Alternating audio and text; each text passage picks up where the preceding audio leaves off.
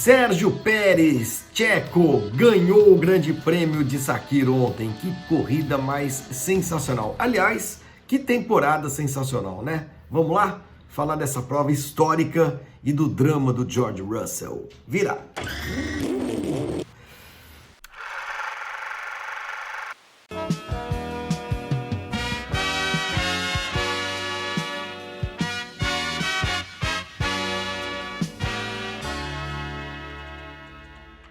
Pois é, Sérgio Pérez, El Tcheco, 190 grandes prêmios para vencer pela primeira vez na Fórmula 1. Aliás, é o piloto que mais tempo demorou entre aqueles que ganharam corridas para chegar à sua primeira vitória. Depois de 10 anos de Fórmula 1, a gente lembra da estreia dele lá atrás, 2011, na Sauber, depois a passagem pela McLaren, uma passagem relâmpago, ele muito jovenzinho, muito novinho, acabou voltando para Sauber, não, voltando atrás na carreira, não para Sauber, mas depois teve a passagem dele pela Force India, que virou Racing Point, e finalmente ele ganhou uma corrida. E olha que, não vou dizer que ele bateu na trave várias vezes, ele já tinha alguns pódios, já tem alguns pódios, mas em nenhum deles ele lutou efetivamente pela vitória.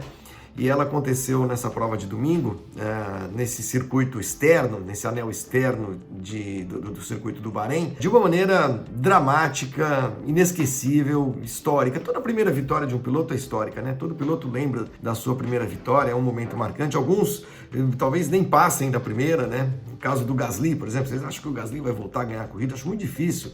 E o próprio Sérgio Pérez, porque a gente também não sabe qual é o futuro desse piloto. Uma corrida, um domingo, melhor dizendo, cheio de ironias, muitas. Uma delas, e talvez a maior, né, que diz respeito exatamente ao Sérgio Pérez.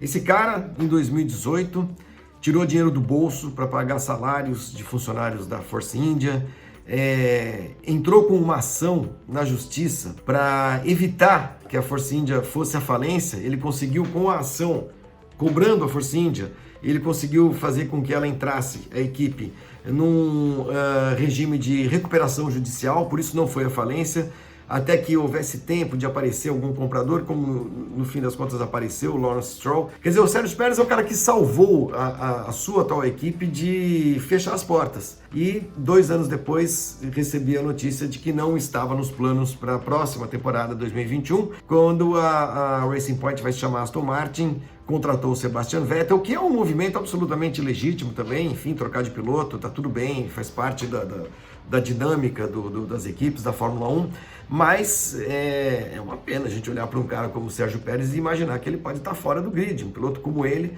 fora do grid, ele que é o 4º colocado no campeonato, com 2 corridas a menos, né? Ficou 2 provas fora por conta do Covid-19, e mesmo assim tem feito um campeonato de muita regularidade, lutando por pódios. Semana anterior, no domingo anterior, ele não foi ao pódio porque o motor dele quebrou. Vejam como é que são as coisas. Uma semana depois ele consegue a sua primeira vitória na Fórmula 1. Parabéns ao tcheco, o primeiro mexicano a vencer uma corrida desde o Pedro Rodrigues em 1970, Grande Prêmio da Bélgica. Aliás, era o único vencedor mexicano na Fórmula 1, 2 vitórias, 67 na África do Sul, em 1970 na Bélgica, e assim o México vai a 3 vitórias na Fórmula 1. Muito bacana, muito emocionante a vitória. O 3º lugar do Lance Stroll também, melhor apresentação da Racing Point em toda a sua curta história. Mas se a gente olhar desde a época da Jordan, não é a melhor apresentação. Eu vou até checar aqui, porque se eu não me engano, no Grande Prêmio da Bélgica de 1998, que foi a primeira vitória da então Jordan, a equipe que deu origem a Racing Point, deu origem a Midland, depois Spiker, depois Force India, agora Racing Point, depois do ano que vem Aston Martin. Eu não estava errado não, nós tivemos uma dobradinha, né, em Grande Prêmio da Bélgica de 98, com o Damon Hill em primeiro e o Ralf Schumacher na 2ª colocação. Eu estava lá nessa corrida também foi super emocionante. Poxa, todo mundo comemorou no paddock a vitória dessa equipe, ainda mais com o Damon Hill, que tinha sido campeão 2 anos antes, demitido depois da Williams. Pô, sensacional. Foi, enfim, tudo muito bacana o que aconteceu no deserto de Sakir nesse final de semana. E também o 2º lugar do Esteban Ocon, sem dúvida, né? Piloto jovem, piloto que era da Mercedes, acabou sendo dispensado pela Mercedes, era companheiro de equipe do Sérgio Pérez na Force India e os dois não se bicavam, no fim estavam os dois no pódio no domingo. Foi bacana demais e foi uma corrida que deixou algumas lições, né? As principais delas, do Sérgio Pérez a gente falou, inclusive uma das lições, né, relacionada ao Sérgio Pérez é essa, que ele é o cara que tem lugar no grid, não dá para acreditar num campeonato mundial que tem, sei lá, Mazepin vai ter no ano que vem, Latifi, e não tenha o Sérgio Pérez, né? Tomara que a Red Bull se convença de que vale a pena ter um piloto como ele na sua equipe, ao lado do Max Verstappen, mudando um pouquinho essa política de ter os seus pilotos todos formados na sua academia de formação de pilotos e tal, e dar um passo à frente, né? Porque é um cara experiente, que ganha corrida, a gente já viu, que chega ao pódio, que pontua com muita frequência e que pode ajudar, inclusive, a desenvolver o Max Verstappen, que é um cara que não tem referências, né? O Max Verstappen vem da Toro Rosso, só molecada, chega na Red Bull arrebentando, ganhando corrida, logo vira imediatamente o principal nome da equipe, praticamente inexistem os seus companheiros, né? São pilotos que vêm e vão e tal, enfim, talvez seja bom para ele ter um piloto de referência, né? Um piloto de referência no sentido de acerto de carro, desenvolvimento de carro, trabalho em equipe, uma série de coisas. Mas enfim, vamos ver o que a Red Bull vai fazer.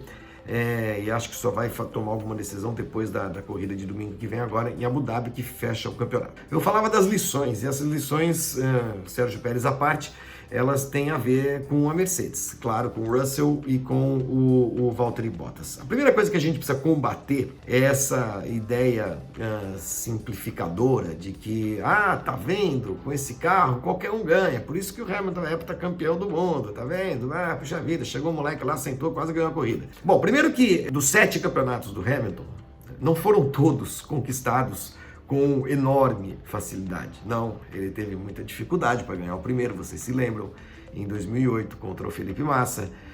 Depois ele, na própria Mercedes, nesse período de domínio, de hegemonia da Mercedes, ele teve um adversário forte no Vettel em 2018, teve um adversário forte e perdeu no Nico Rosberg em 2016, ele teve concorrência também. E outra coisa, ele tem mais de 90 vitórias. Não podemos nos basear numa única corrida, que um menino faz uma prova excepcional, como fez o Russell, para afirmar que o Hamilton só é heptacampeão porque tem o carro que anda sozinho. Não é verdade, né? Não é verdade. Ele participou da construção dessa equipe. Ele ajuda com o seu conhecimento, com a sua experiência, com o seu talento, com a sua dedicação, ele ajuda uma equipe a construir um carro vencedor, que é o caso do carro da Mercedes hoje, que é um carro praticamente imbatível. Não vou dizer que é imbatível, porque de vez em quando perde uma corridinha ou outra. Mas enfim, o Russell mostrou, essa é uma das lições, que é um piloto em quem vale a pena apostar. E é por isso que a Mercedes aposta nele há tanto tempo, banca o moleque, né? E tá na cara que tá preparando a sucessão do Hamilton a partir do George Russell. A outra lição deixada por essa corrida é que o Valtteri Bottas é um piloto que precisa tentar colocar a cabeça no lugar, né? Tentar recuperar o prumo, porque ele tinha quase obrigação de vencer essa corrida, né? Ele já é um piloto muito criticado, não muito criticado, mas muito contestado por perder campeonatos seguidos e corridas seguidas para o Hamilton. O Hamilton tem os números em comparação com o Bottas, eles são quase uma covardia, né? Então a tendência é achar que o Bottas é ruim, isso aí é uma porcaria e tal. E aí na primeira corrida que ele tem a chance, sem o Hamilton, de dominar um fim de semana, ele não consegue. Ele conseguiu sim fazer a pole, por muito pouco, mas enfim, fez a pole. E na corrida, logo na largada, nos primeiros metros, o cara já entrega a paçoca, como se diz, né?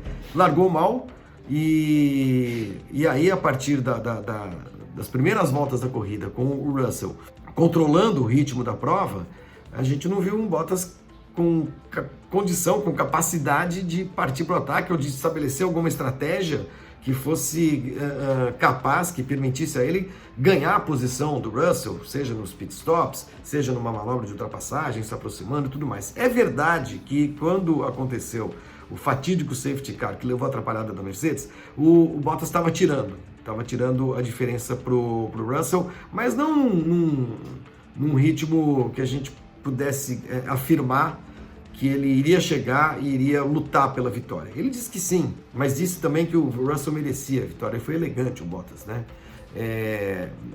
Acabou chegando até na frente, né? Se a gente falar tudo isso, no fim quem chegou na frente foi o Bottas.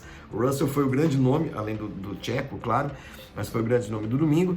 E quem chegou na frente foi o Bottas por conta desta enorme atrapalhada da Mercedes, rara atrapalhada da Mercedes, atribuída a um problema no rádio.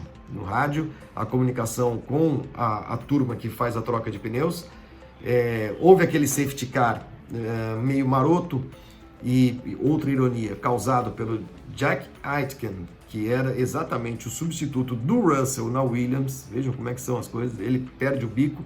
A Mercedes não tinha planos de parar de novo, mas houve um safety car, chamou, é normal, chama os caras para box, tinha tempo para isso, né? Ia voltar na frente, dá tudo bem. Só que aí a hora que o Russell chegou, os pneus que estavam prontos eram os pneus do carro do Bottas, e aí foi uma confusão, botaram os pneus, a gente vê que tem um mecânico que tá meio assim, não, mas não pode, não é isso, tal, aí os caras botam os pneus, ele sai, aí para o Bottas, tira os pneus, olha, o que a gente faz agora, que pneu coloca? Não tem, era aqueles que foram lá no outro carro, aí bota os pneus de volta, aí, putz, estraga a corrida do Bottas junto, e essa atrapalhada acabou tirando a chance, num primeiro momento, a chance de vitória do Russell, mas aí foi o melhor momento do Russell na corrida, né? Depois da relargada, volta 68, era 87, ele estava em quinto, ele foi devolvido à pista em quinto, depois de parar de novo, né, para poder colocar os pneus certos, e ainda sob safety car, e aí ele inicia uma recuperação alucinante, né? Em 5 voltas ele passa 3 carros, já estava em segundo, o Pérez apareceu lá em primeiro, depois de uma outra recuperação fantástica, caiu para último logo na primeira volta, veio jantando todo mundo e tal, se valeu de um safety car virtual, um pouquinho antes dessa quebra de asa aí do Aitken, desse safety car real, o Pérez estava em nono, mas aí houve um safety car virtual na quebra do Latifi, muita gente parou, e aí quando a gente se deu conta, o Pérez já estava em quarto, aí ele foi para cima do Ocon, ficou em terceiro, atrás dos 2 carros da Mercedes, era a posição natural, e já seria fantástico, um pódio maravilhoso, mas quando a Mercedes se atrapalhou toda, jogou os 2 pilotos dela para trás, o Pérez se viu em primeiro lugar. Mas eu acho que o Russell ganharia a corrida, porque ele conseguiu se livrar dos caras que estavam na frente dele, ficou em segundo, faltando 10 voltas, ele estava 2 segundos e pouco atrás do Pérez, com 10 voltas, com pneu novo, ia buscar, estava na cara, mas aí furou um pneu, um dos pneus, o traseiro esquerdo furou. A equipe avisou pelo rádio, a gente só ouviu um gemido, né? Ele... E não teve jeito, teve de voltar pro box, trocar pneu. Fez os seus pontinhos, mas ficou aquele gosto muito amargo, né? Da corrida, que ele perdeu 2 vezes. A primeira pela atrapalhada no pit stop e na segunda pelo pneu furado. Enfim, coisas que estão totalmente fora do controle do piloto. É por isso que ele também não deve... isso não aconteceu, quer dizer, ele não precisa enfiar a cabeça no buraco e ficar chorando o resto da vida, porque é um piloto jovem que sabe que vai ter outras chances, e uma delas, inclusive, estou gravando este GP às 10 sem saber se o Hamilton vai poder participar do Grande Prêmio de Abu Dhabi, né, no final de semana, por conta ainda do seu isolamento pelo Covid-19, né, e também o estado físico dele, como é que ele vai estar. Então pode ser que o Russell corra em Abu Dhabi, mas isso à parte, mesmo que não corra, tá na cara que esse cartão de visitas que ele deu, e ele aproveitou muito bem a chance que teve, é um cartão de visitas que mostra que ele é um cara em condições de assumir um carro da Mercedes no futuro muito próximo, sem muita dificuldade. Ah, então você está falando que qualquer piloto ganha com a Mercedes. Não, não é isso, não é isso. O dia que isso acontecer, a Mercedes sabe que tem um cara talentoso nas mãos, né? Que não necessariamente vai ganhar 7 campeonatos do mundo. Isso demora bastante, leva tempo, gente, leva muito tempo para construir uma história, construir uma trajetória vencedora, ganhar a primeira corrida, disputar um título. Calma, a gente não pode tirar conclusões tão definitivas depois de uma corrida só, né? Afirmar que o Hamilton ganhou o que ganhou porque tem o melhor carro só, é uma bobagem. tremenda, monumental, né? Querer simplificar as coisas, e a Fórmula 1 não é tão simples assim. Ela tem muitas nuances, ela tem muitos fatores que envolvem a construção de uma equipe vencedora, de uma trajetória vencedora de um piloto, etc. e tal. Mas talento a gente consegue ver, né? E a gente viu, sem dúvida, no Russell, que a gente não tinha essa certeza toda, né? Na Williams ele largou 36 vezes na frente dos seus companheiros de equipe. É verdade, chega a ser impressionante. Mas aí a gente olha os companheiros de equipe dele. O Kubica, que não tinha um braço praticamente, e o Latifi, que não tem o pé de acelerar, entendeu? Então, sabe, não é também nenhuma grande mágica andar na frente de um cara como o Kubica, que é um piloto que era um fenômeno, mas que voltou à Fórmula 1 claramente sem condições de guiar um carro de Fórmula 1, condições físicas, por conta do acidente que ele teve, quase perdeu o braço. Piada talvez não tenha graça, mas eu tô radicalizando algo que de fato acontecia. Quer dizer, o Kubica não era um piloto capaz, infelizmente, embora a volta dele à Fórmula 1 tenha sido uma proeza extraordinária, né? Voltou a guiar, e não guiando mal, né? Mas sem as plenas condições que são exigidas para um piloto guiar um carro de Fórmula 1. Isso é muito evidente, muito claro. E o Latifi é ruim, então assim, também ficar na frente desse cara, talvez qualquer um ficasse, né? Você pode usar o mesmo peso, a mesma analogia, né? Com um carro da Mercedes, qualquer um ganha a corrida. Andando com Latifi e Kubica, qualquer um chega na frente. Não pode falar a mesma coisa. Mas não era só isso, né? Havia algumas dúvidas a respeito do ritmo de corrida dele, como é que ele seria com um carro bom numa corrida inteira, porque o Russell na Williams fazia boas classificações, mas na corrida não tinha muito para onde ir e tal, então era difícil avaliar com precisão. E ele, nessa chance que teve, mostrou serviço, mostrou que tem talento, mostrou, como disse o Toto Wolff, que é capaz de guiar como um campeão. Então o futuro da Mercedes, nesse sentido, está mais ou menos assegurado, e o que não está assegurado é o futuro do Bottas, porque se ele levar um couro em Abu Dhabi também, a coisa fica difícil.